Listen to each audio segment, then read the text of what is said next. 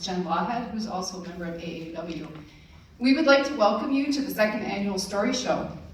We are very enthusiastic to bring forward a second show of 8 brave storytellers tonight. This event is sponsored by the American Association of University Women, or AAUW, and is a fundraiser for scholarships here at Riverland for non-traditional students. AAUW is a national organization with state and local chapters such as here in Austin. It's been around since 1881 and has a long history of working towards equity for women in education, employment, and social policy.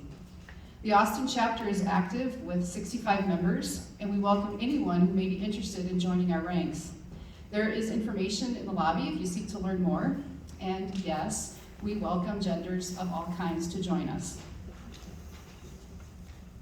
From a historical perspective, humans have a rich history of telling stories that can be passed down from generation to generation.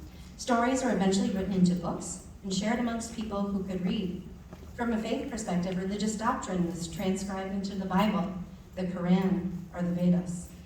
In our modern times, watching Netflix or some other streaming platform is often for personal enjoyment, relaxation, or intrigue.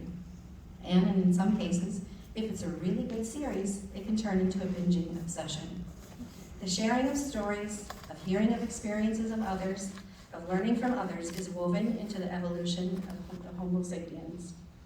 Learning from others is one thing that sets our species apart from others, because we can have a shared collective learning that can, sometimes, transcend time.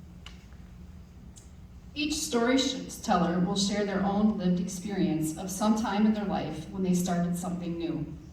It is important to recognize their efforts to say yes to this invitation, to decide on a personal story, to share, to write it down, to receive feedback, make adjustments, and speak the story to the community tonight.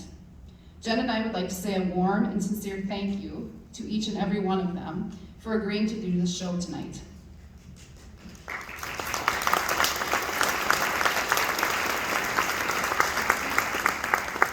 We have a wonderful lineup of stories to hear tonight. We will hear of new professional challenges, finding oneself after heartbreak, adjusting to a new reality, starting a new life in a new country, the challenges one can face with a demanding job in the public eye, managing setbacks, overcoming obstacles, and how knowledge can change past practices into new ones. Our first storyteller tonight is Oballa Oballa. I first got to meet Oballa as a fellow member of the Austin Human Rights Commission. He is well known for his leadership within the Minnesota State College system, as he was president of Lead Minnesota, the Student Senate. He was instrumental in getting food shelves in community colleges across the state of Minnesota. He was also elected to the Austin City Council as the first immigrant leader in the November of 2020. I also had the good fortune to know him as a student as he was getting his Bachelor of Social Work through the College of St. Scholastica here at Riverland. We would like to also say congratulations to Oballa and his wife on the birth of their son on December 25th. Our program had already gone to print, and so it will say that he only has a daughter, but he does have a daughter and a son now, so congratulations, Oballa. Although he probably could do his own show on many stories, we did limit him to just one tonight. I present Oballa.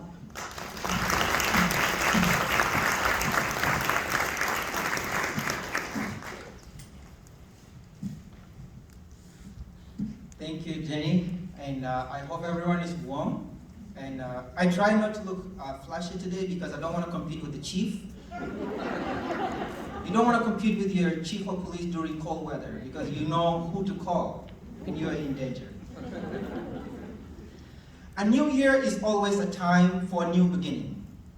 This is especially true for me because a new year is also my birthday. Well, it is not my real birthday. January 1st is a legal birthday for thousands of refugees that come to America without a birth certificate. When I arrived in the United States almost 9 years ago, the Department of Homeland Security gave me 1-1 for my birthday because I didn't have the proper documentation for my real birthday of October 28. This date is a reminder of that new beginning when I left the refugee camp in Kenya. My family was forced to leave our homeland of Gambela, Ethiopia, because of a genocide carried out against our people. For 6 years, we lived in the refugee camp with the hope that we would find a new home. In 2008, our name was selected for resettlement.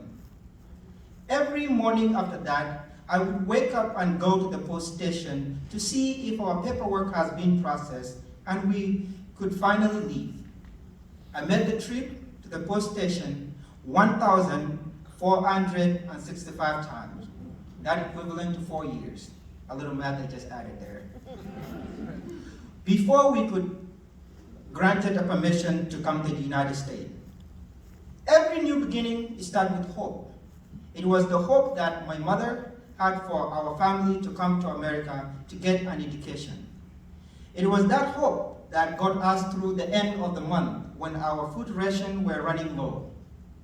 It was a hope that got us through not knowing what our future would be like as we waited to hear about if we could resettle. When we arrived in America, it was a new beginning for us to adapt to a whole new world. One of my first experiences was learning about snow, as we experience today. I fell in the snow and hurt my knee. In my orientation as a new refugee, we had been told to call 911 when help was needed. So I called 911, which didn't go very well, because in America, people don't call 911 for something like slipping in the snow. But in my new transition to learn about how to do things in America, I thought that is exactly why a person would call 911. When I made the phone call, the dispatcher told me they couldn't come and take me to the hospital. Instead, I should put a pack of ice on my knee. My response was, how will an ice pack help me? I just fall on the ice. They say, yes, it will help with swelling. I hang up the phone and call 911 again, thinking they may give me a different answer. To my surprise, they told me about the same thing from the previous dispatcher.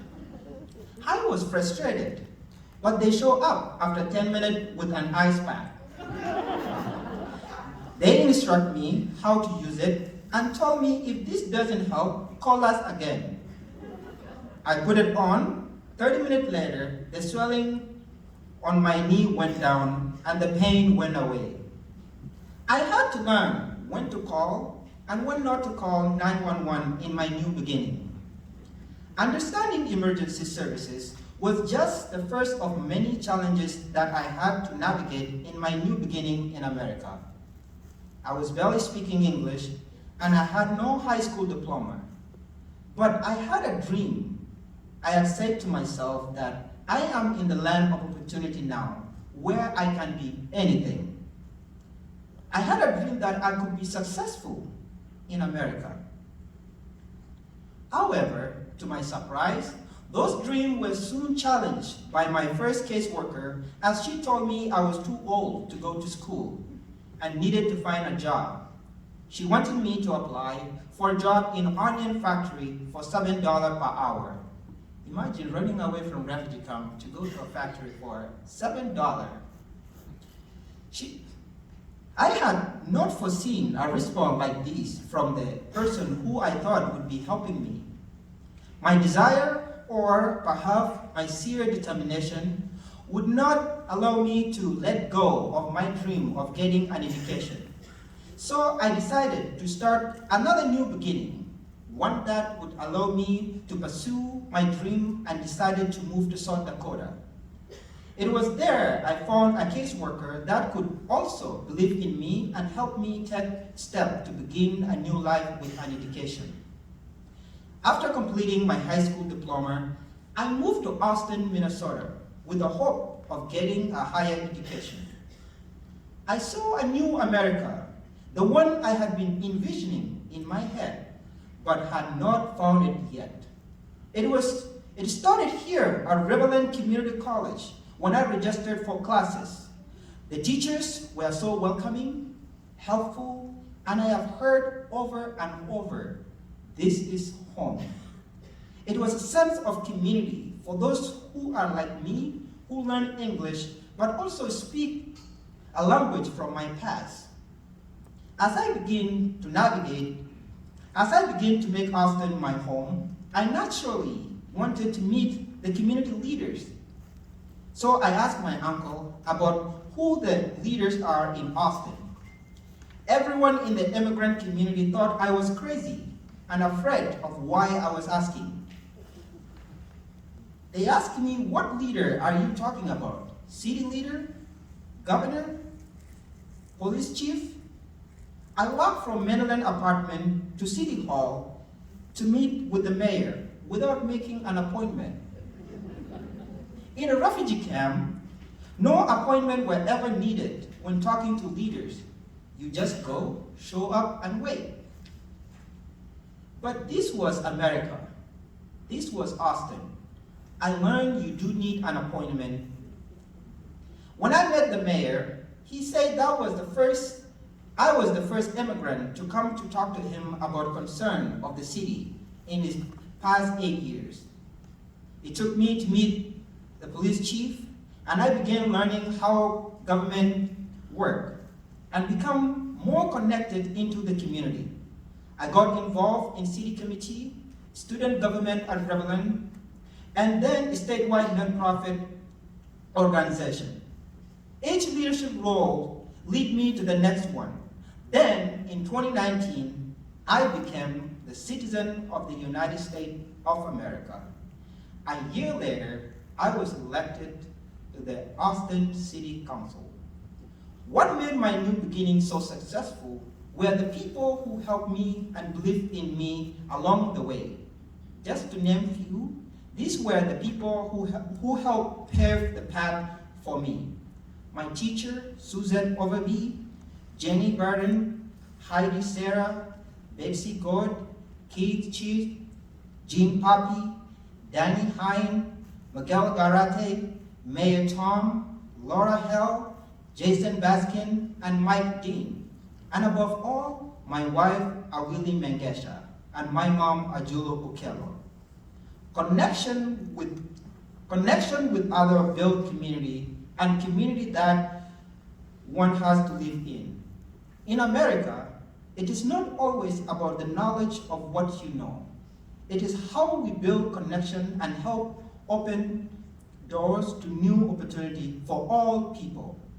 At a time when people have a hard time getting along, it is important to remember that America began as a dream from people from different walks of life. It was that small group of committed souls that changed the world, and whose idea is what still brings new American to its soar each year with a hope and a dream. My new beginning started with hope and a dream. Along the way, I had made mistakes and refused to let the roadblock stop me. I am living my version of the American dream with the hope that my daughter and son will have more opportunity than I had as they have their own new beginning in a place we call home. Austin, Minnesota, one of the best cities in America. Thank you.